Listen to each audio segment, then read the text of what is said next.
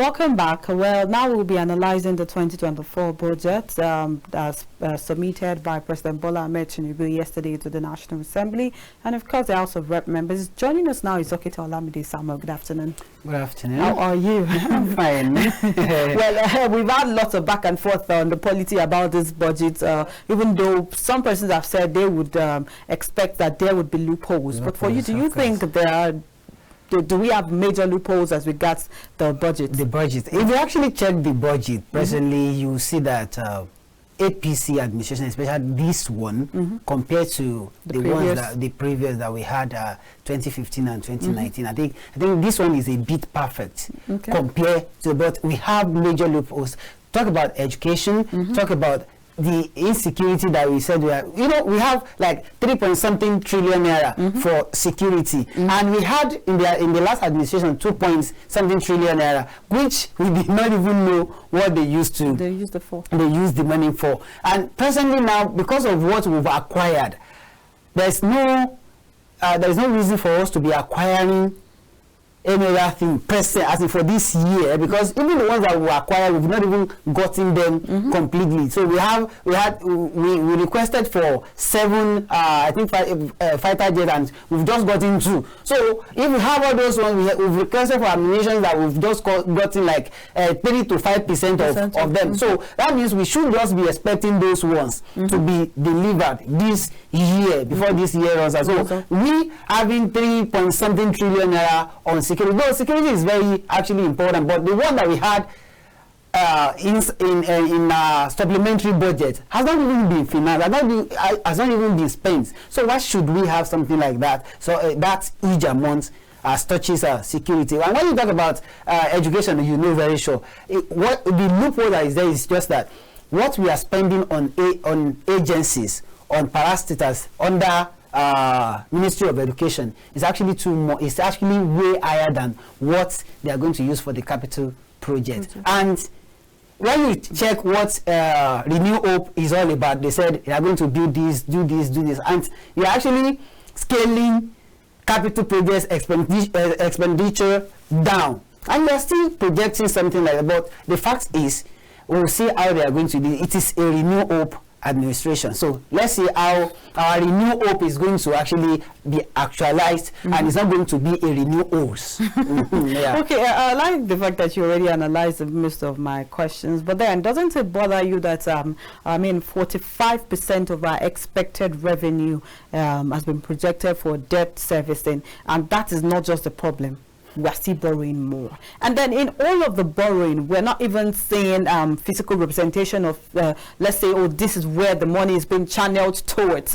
But something that Godswill Akpabio said, that's the Senate leader, he said the layman would be fairly represented in this particular budget. But then we've heard lots of stories about how they're fighting for the masses and all of this, and like I'd always say, having the policy or even signing memorandum of understanding is usually not the problem. The problem is always implementing. Yes, we have a budget. Are these budgets going to actually be channeled towards where they are meant to be? So I'd like to get your own take on 45% going into debt servicing. I was still borrowing on it. Well, let me just tell you this, Mercy, that in this country, the only thing we know most and we know how to do is to borrow. And when you borrow, it's like a app, a loan app, telling you you are servicing a particular loan, and that same loan app is telling you that they have given you another opportunity to top your loan.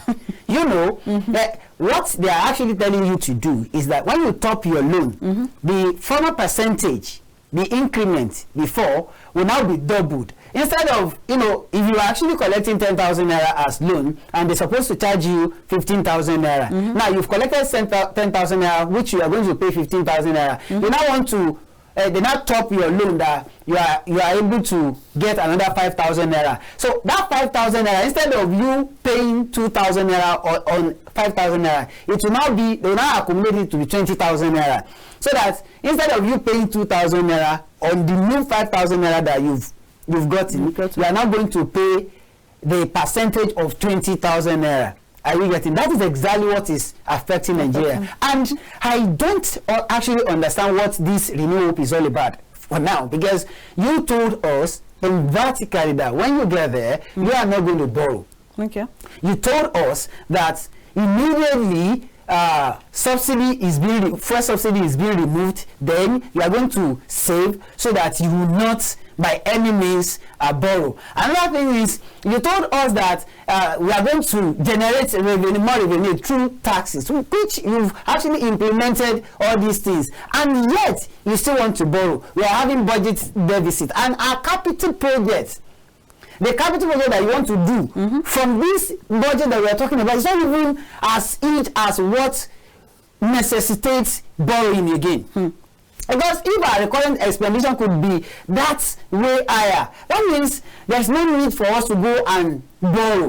Because if we are borrowing, we should not be borrowing to service any recurrent expenditure. If you are doing that, you are just wasting your time, because it's just as an economist, the only thing you could do that will actually favor your environment is to borrow to finance capital projects. The capital project in turn, number one, is that your citizens will get job through that capital project.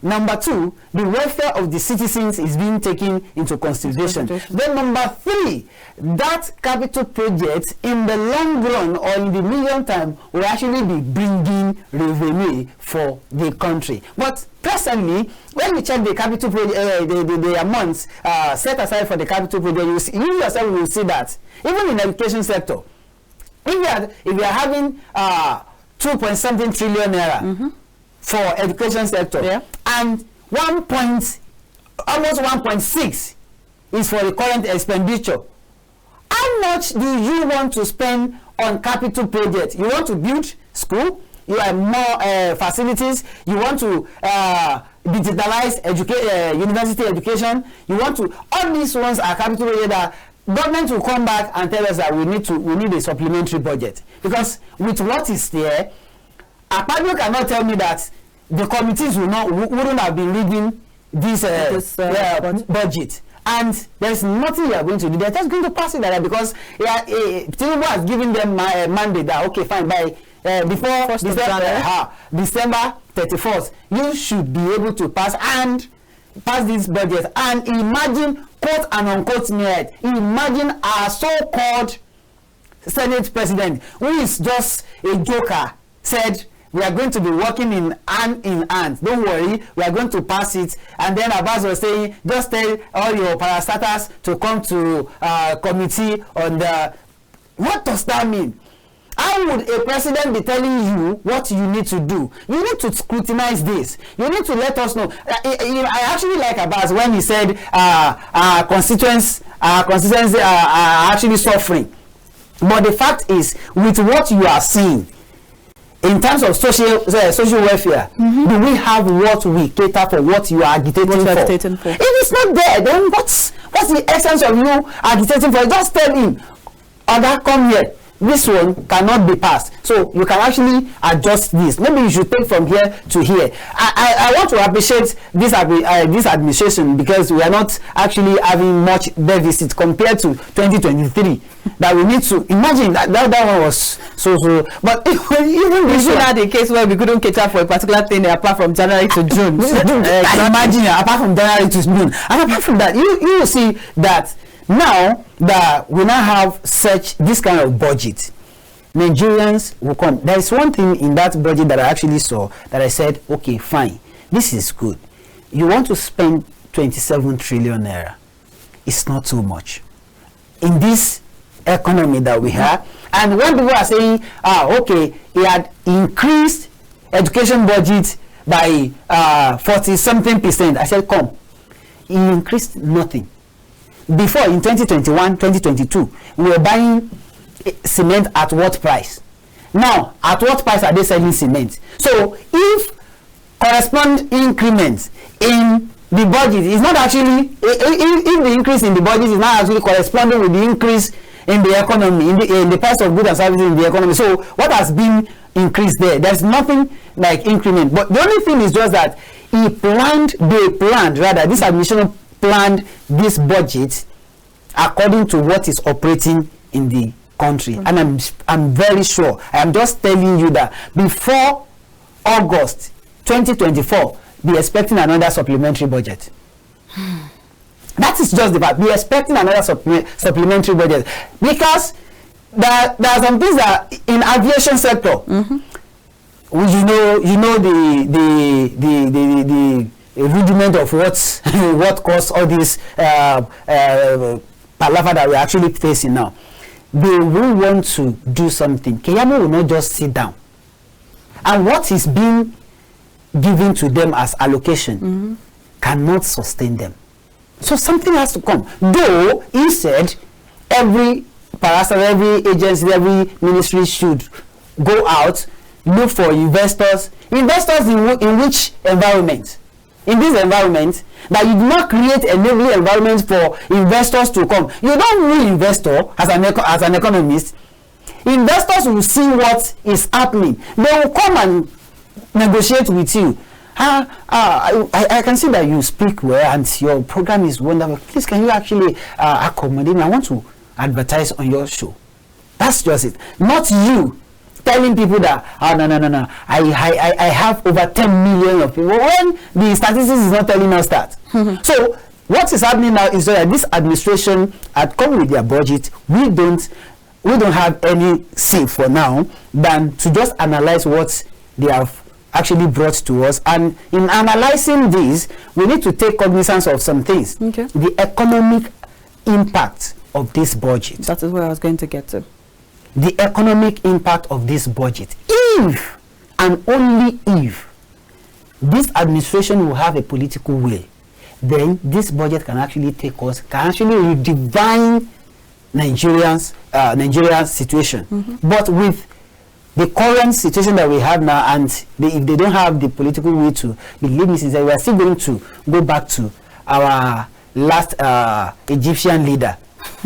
Pharaoh. That's just it, because we are still going to be sustaining ourselves with our sweat, and yet our sweat will not be yielding anything.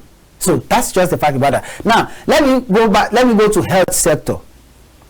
Just yesterday, I read it on the newspaper that doctors in Lutz.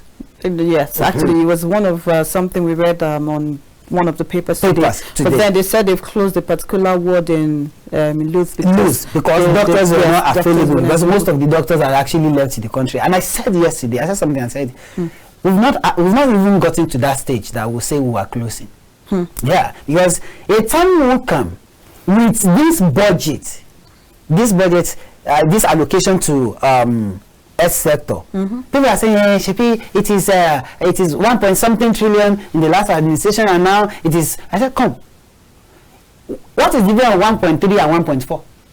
1.3 trillion and 1.4 trillion. Difference of 100 million naira. What would that do? What would that do? And now, instead of you to pump money into that sector, yeah, you did not. Look at road construction. Our budget. Those are the loop also. Our budget analyst said we are going to make sure that investors are coming. So most roads will be constructed by private sector. Which private sector? Who in this country that you have actually increased their tax? You are not giving them. There's something like tax waiver again. Are you getting it? So you want them to still come and be doing road for you, be doing this, be doing that. How many roads would this private sector in this dispensation? I am not talking about 2030, 2040, because we don't know what will actually happen. If they have the political will, we could actually get to a situation in which we now have like Bua, like Dangote, we now say fine, with this scenario we could actually fine, let's do 150 kilometers this month. The next 6 months we are going to do 400 and something kilometers because of their revenue. But presently the situation does not warrant any private sector dabbling into construction of road. This, unless otherwise they are going to construct that road in disguise. Having a meeting with the federal government, don't worry, where's our money later. That's just it, because I know very sure that having been Nigerians despite that Nigerians were talking, shouting then at Addis Sirika, this is what we had. Imagine, he actually fooled all of us, telling us that this is our airline. We even launched it. That was something that actually baffled me. That is too much. But the facts still remain that I don't know. With this administration, I'm not very sure that they said they met nothing. Are you getting? They met nothing. But with what we are having personally, I know the economic is actually coming to be stable a bit. But their projection in this budget that they are going to be selling per barrel at 70 something per dollar, and they are going to be $77.96 per barrel. And then naira to dollar, that is going to be 750 naira. There is no way you project such when you are not a producing state. Are you getting it? Okay. You can only project that. That one is just a fallacy that will not even come true. Forget about it. So now let's be realistic. Let's be realistic. I like the fact that you're an economist, so let's be realistic. Now they've said of 750 naira to $1, $77.96 dollar per barrel. Projected growth at 3.76. Okay, so let's just say 3.8 basically. I like to sum it up. Then inflation reduction to 21.4. From what? From where? Where did you get it? Who are the analysts? Who are the economists that actually brought this nonsense to us now? Okay, let's be sincere to ourselves. In this case now, the issue is if you are not a producing state, that means your imports will be higher than your export. Yes. When your import is higher than your export, your balance of payments will be at deficit. And when your balance of payment is at deficit, then you have tendency of increasing your import again. And by increasing your import, your currency is losing value. As your currency is losing value, then inflation will keep increasing. As inflation keeps increasing, the GDP will be reducing. As your GDP is reducing, then you have poverty increasing. And when poverty is increasing, there is no way you are going to save. And when you don't save, there is no way you are going to invest. When you don't invest, there is no way you are going to have boom economy. So tell me, where is this one coming from when we are not producing? Where is this one coming from when we are not producing? You've left cocoa, you've left the agricultural sector. Look at the agricultural sector. You are telling us that you want to do this, you want to do that. What we've had since 6 months of the inception of this administration has been, to me, a failed administration in terms of agriculture, in agricultural sector. And I remember vividly they said something about giving farmers 100,000 acres of land and then some grains, and I was looking forward to that because whether I would like it or not.